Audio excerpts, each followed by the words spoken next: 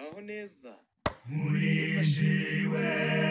Iyi channel FM Family Live yongeye kubategurira amateka y'abahimbye indirimbo zimwe nk'uko twabibasezeraniye. Tumenyereye ko buri munsi abakunzi bacu mudukurikirana 5 kuri 5. Nawe wacikanywe waza wakanda subscribe ukajya ubona ibyo dushyizeho byose. Like na comment share nabyo ntukabisige inshuti yacu. Uyu munsi twabateguriye amateka y'uwahimbye indirimbo ya 5. Ni indirimbo igira iti murinzi we menyesha igihe. Iboneka mu gitabo cy'indirimbo zo guhimbaza Imana. Wowe uyikunda nkanjye wino tubashe kwiyumvira amateka y'uwayihimbye. Murinzi we menyesha igihe. Mbese iwacu ni Muhero. Wahimbye iyi ndirimbo yitwa Anne Rebecca Smith. Yapfuye akiri muto. Yapfuye afite imyaka 27 y'amavuko. Yari yaravutse mu 1828. Yaje kurwara indwara y'igituntu ari nayo yaje kumuhitana mu 1855. Yavukiye muri Amerika, ni naho yakuriye, ni naho yaje gupfira. Uyu Anne Rebecca Smith yahimbye iyi ndirimbo afite kwizera kwinshi, adacogora kandi afite ibyiringiro bitajegajega. Kandi mu kuhimba kwe yakomeje abantu benshi bari bacogoye muri icyo gihe. Ahubwo wakwibaza uti kuki bari bacogoye kandi bananiwe badafite n'ibyiringiro. Ubundi uyu mukobwa Anne Rebecca Smith, itorero yabatirijwemo ryari rya Abatism. Afite imyaka 10 yaje kurivamo n'umuryango we bajya muri muvoma ya Mirere wavugaga ko Yesu agomba kuza mu 1944. Ku itariki 22 Ukwakira mu 1944, Yesu ntiyagarutse nk'uko ba Mireri babivugaga, maze benshi basubira inyuma baracogora bava mu byo bizeraga. Nyamara Rebeka we yaje kuguma mu itsinda ritoya ritigeze risubira inyuma ngo ricogore, ahubwo bakomeje kujya mbere, bihatira gukomeza gukoresha impano zabo. Rebeka nawe yakomeje kwihatira gukoresha impano ye mu busizi bwo kwandika indirimbo nyinshi zitandukanye. Uyu mukobwa muto yaje gushyirwa mu nshingano nyinshi mu macapiro atandukanye, ariko ntabwo yatinze muri ako kazi kuko yaje kugasezera yisubirira mu rugo kubera indwara y'igituntu ari nayo yaje kumuhitana. Gusa ubuzima bwa Rebeka yabayemo bwatumye benshi bizera, kuko yabayeho yizerwa na bagenzi be cyane. Mbega imibereho ye ubwo yari ubuhamya bukomeye cyane. Maze Rebeka muri ibyo bihe nibwo yahimbye iyi ndirimbo yakomezaga abantu muri icyo gihe, kandi natwe niyo idukomeza muri ibi bihe turimo.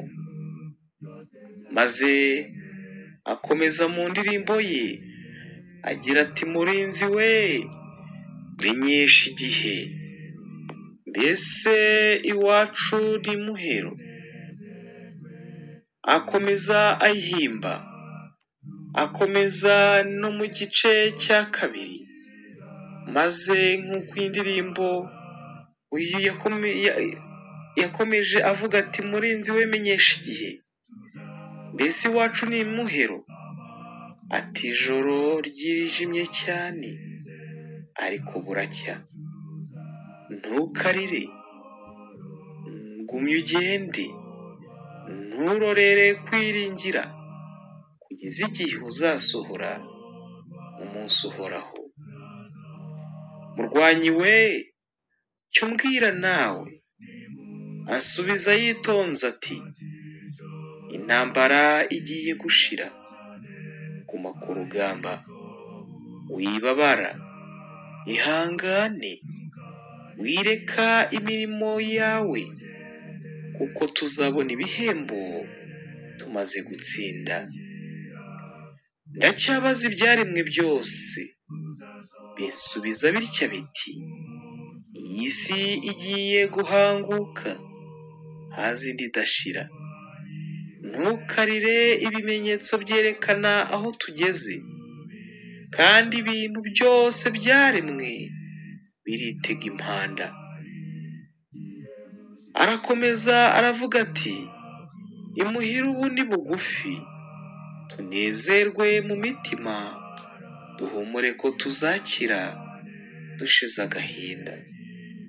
Ntukarire tuzabana, amakuba azaba ashize, ntabwo tuzabura amahoro mu rugo rwa data. Maze Ane muri icyo gihe bari bategereje, mu gihe Yesu ataraje, ntabwo we yigeze acogora, yakomeje kwiringira kugeza n'uyu munsi wa none.